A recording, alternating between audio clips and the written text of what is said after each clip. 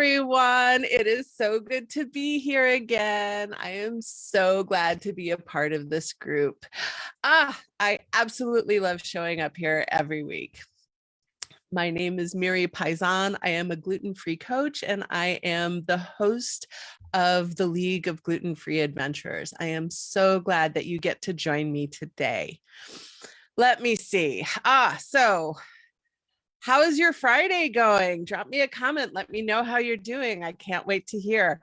I got to say, like, my husband is back from a board game convention. He had so much fun and he brought home some convention crud. And so I'm like trying to fight it off. I'm taking the extra vitamin C right now, and hopefully I'll be able to just shake it off so that I don't have to deal with that too.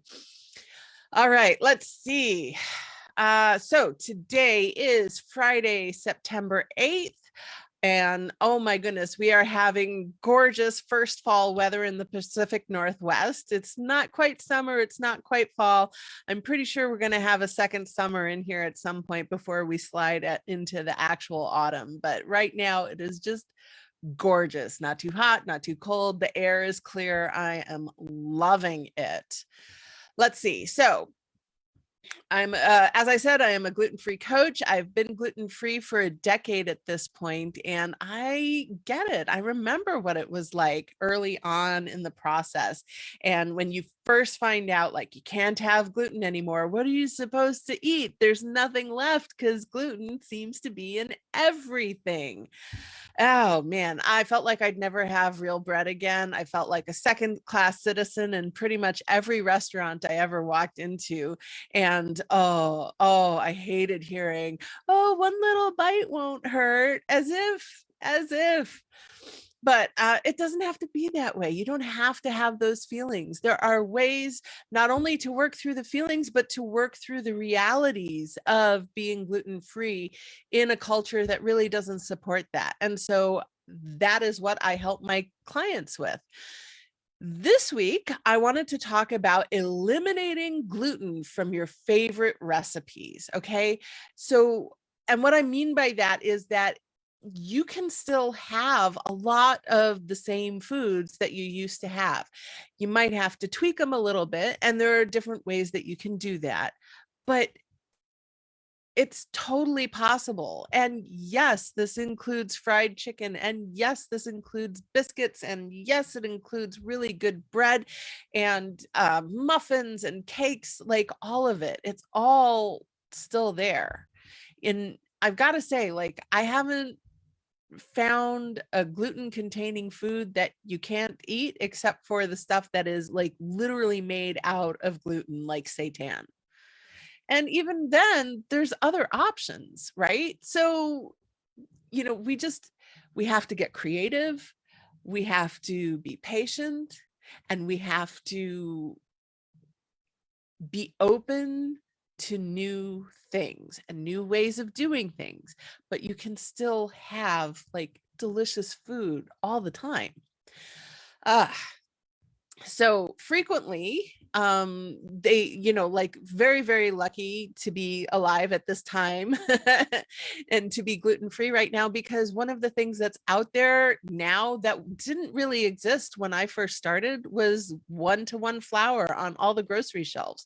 I mean, every grocery store I've been in, whether it is out in the big city or even in the outback, in the boonies, there's at least one brand of a decent one-to-one flour on the grocery store shelves, and you can use that. That's what one-to-one means. Now, there's a difference, of course, between a one-to-one and like tapioca flour.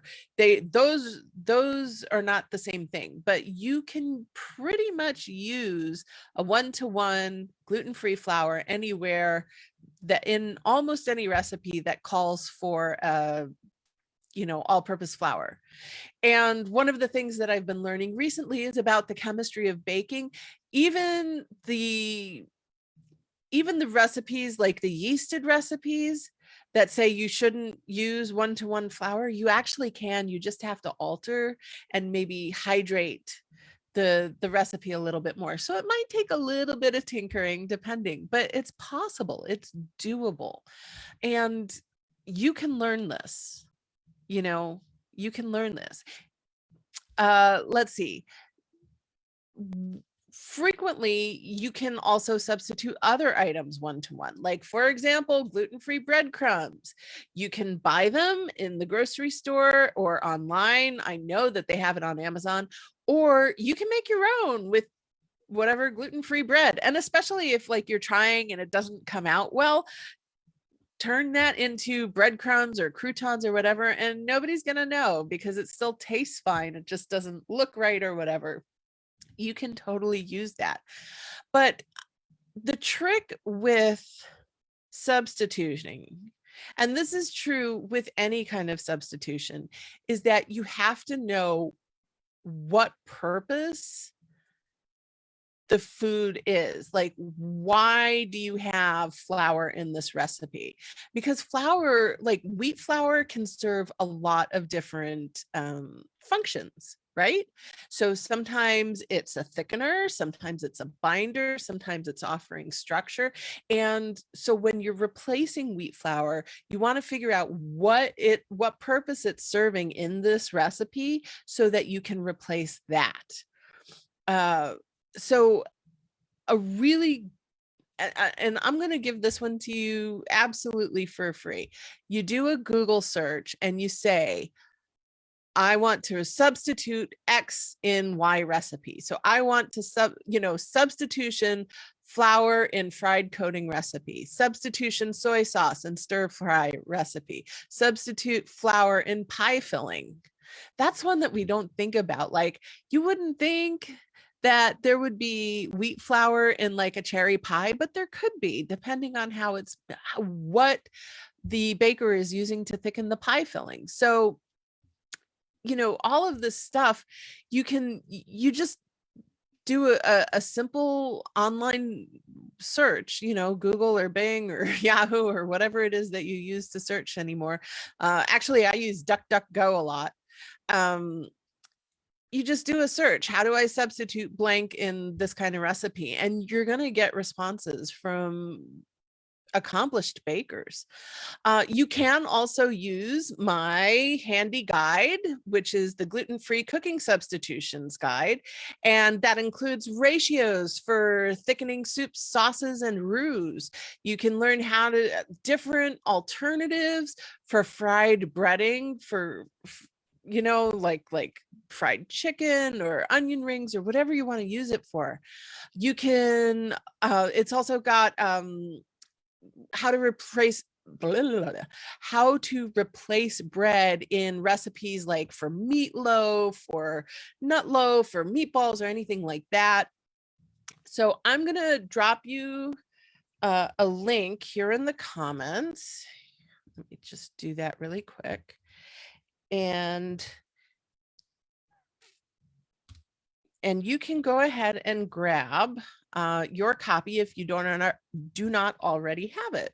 And I use this a lot. I find it to be very, very useful. And I thought that you would find it useful too, which is why I shared it with you.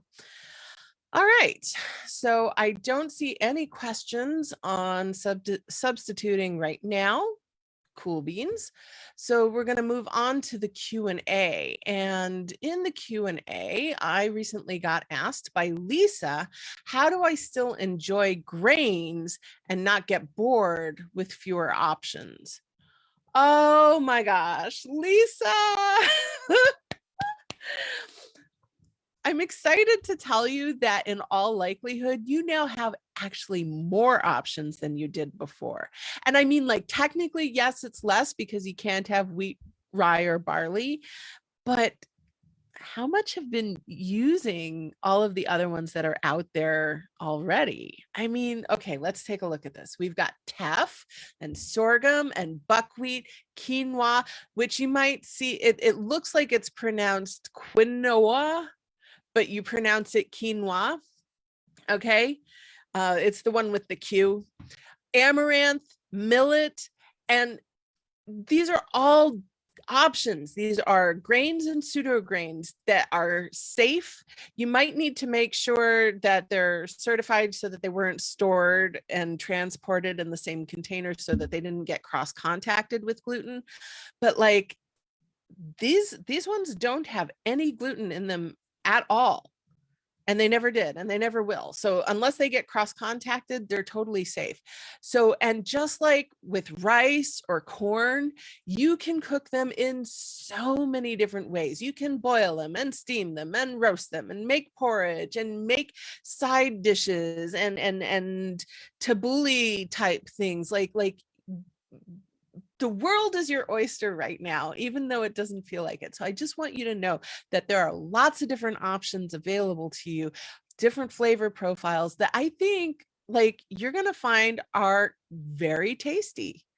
So just go forth and experiment and enjoy, because like there's some really wonderful flavors out there that we never looked at before because we didn't think we needed to. And now that we do need to, it's like, oh, wow, there's so much to play with.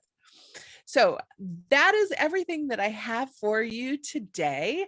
I hope that you have a fabulous Friday. I hope that your weekend is glorious and that you are healthy and happy. Keep reading your labels, and I will see you next week. Take care, everybody.